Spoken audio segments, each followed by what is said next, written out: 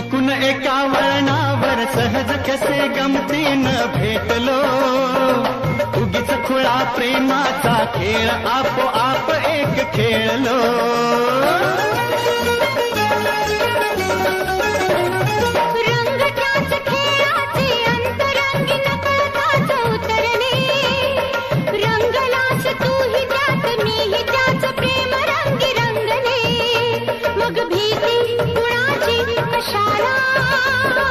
भीती कुणाची कशाला, भीती कुणाची कशाला, अगं भीती कुणाची कशाला.